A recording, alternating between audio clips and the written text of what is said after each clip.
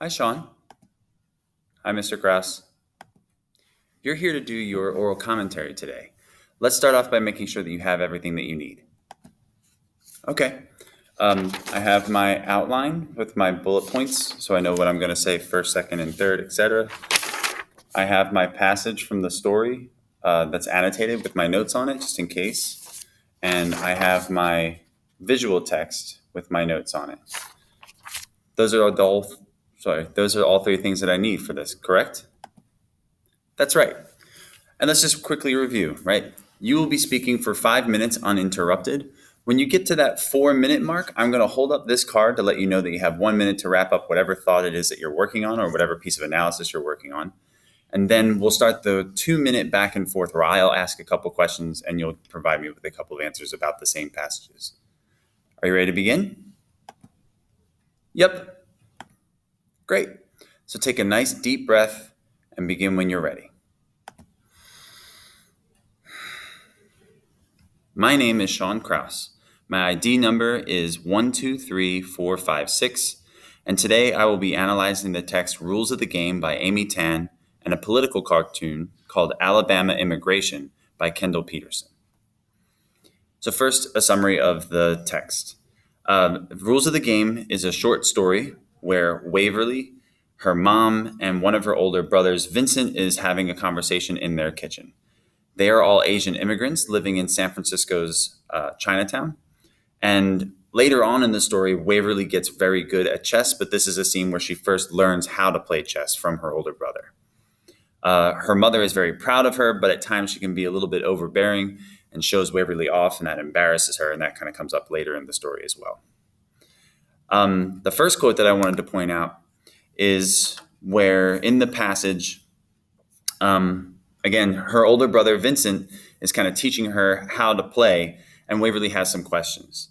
She says, why can't they, meaning the pawns, why can't they move more steps? And her brother says, because they're pawns, he said. But why do they go crossways to take other men? Why aren't there any women and children? And I thought this was a really interesting quote for this passage. First, just kind of looking at what does this mean for the reader, it shows us that Waverly is curious and that she's eager to learn and that she has reasonable questions, right? She wants to be able to participate in the game of chess and she needs to get that information from her brother. But the link to intersectionality here is Waverly being a woman informs her question, right?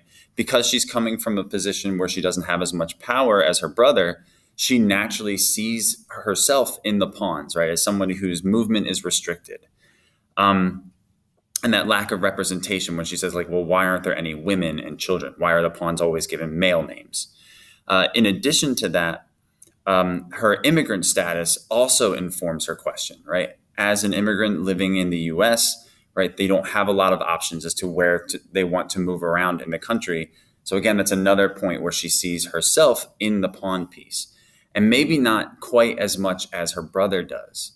Her brother is an immigrant as well, but he's also a male, right? And that male part of his identity gives him certain access to privileges and power that she doesn't have.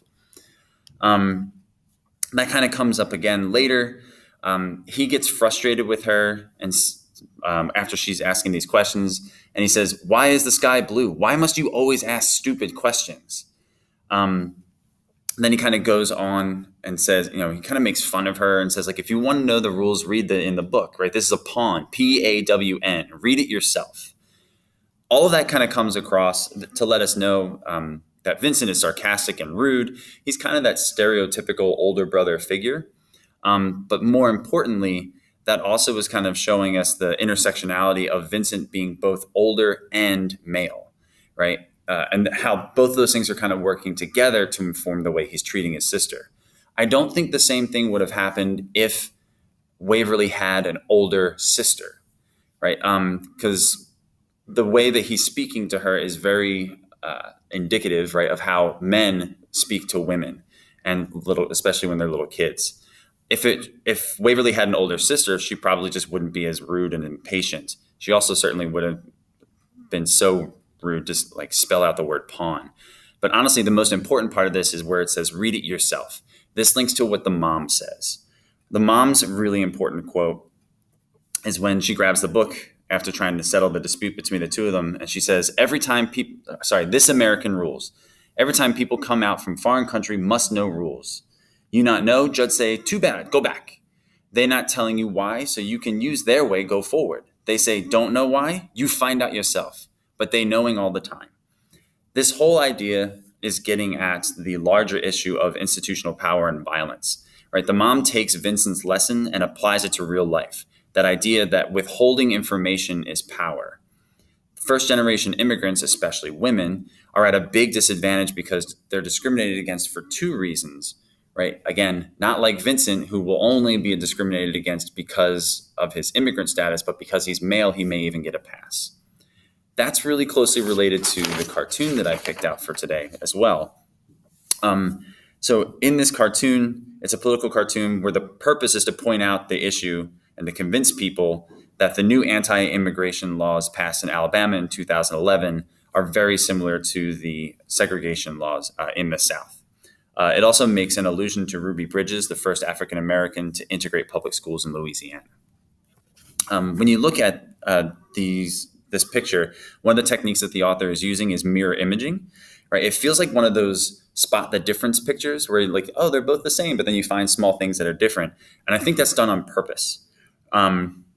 This picture, and like by using that mirroring image technique, it points out the abuse of institutional power in 1963 and how that same abuse of power is happening in 2011. Okay.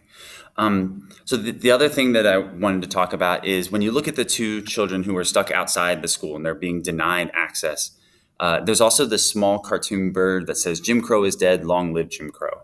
So a couple things. First, it's reminiscent of, again, Ruby Bridges, the young Black female student who was denied access to education in Louisiana, and it may bring up feelings of anger in the viewer. It highlights the similarity to the Latino boy situation, right, is very similar to hers.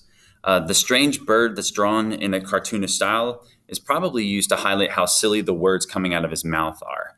And when you look a little closer at those words, it's a paradox, right? Something that doesn't seem like it's true because it seems contradictory, but it turns out to be true, right? Jim Crow laws are technically dead, right? They're no longer part of the legislature, but they are alive in the sense that Alabama's public schools have found like another roundabout way to make them exist. They're just existing in a different form. This cartoon is working, and those techniques are being used to expose corrupt institution and the mental violence that's being enacted against these immigrant students. In conclusion, both the texts talk about restricting access to knowledge and how that has a direct impact on the amount of power an individual has. Institutional forces like the U.S. justice system in The Rules of the Game and Alabama's legislature in the cartoon are exposed as flawed. The intersection of immigrant status and gender impact Waverly, while the immigration status alone is impacting the students in Alabama. That sounds great. So the last thing that I wanted to do is ask a question about the game of chess.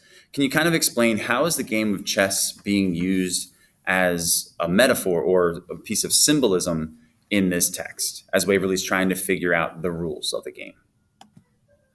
Okay, so the symbolism in the story is that knowing the rules of chess gives Waverly the power to play and to become good at it. That's why later on she becomes very successful in tournaments. The exact same thing is true for knowing American laws for immigrants, right? The more information, the more rules that they understand, the better they can function in society. And what is happening here in both the passage and in the cartoon is this idea of withholding that information, right? If you aren't allowed to go to school to learn what these rules are, if you're not given all of the rules to play chess, but then you go out into American society and are trying to function, or you go and you try to play the game of chess without knowing all the rules, the same thing is going to happen. You're going to fail. So again, that idea that access to education is kind of like the main thrust and story or lesson behind these two pieces of writing. All right, Sean, thank you very much for your time today. We are out of time. I will take those papers from you, and I will get back to you with a grade about that later this week. Cool. Can I go back to just being a teacher and not wearing a hat to try and make myself look young? Yes. Yes, you may.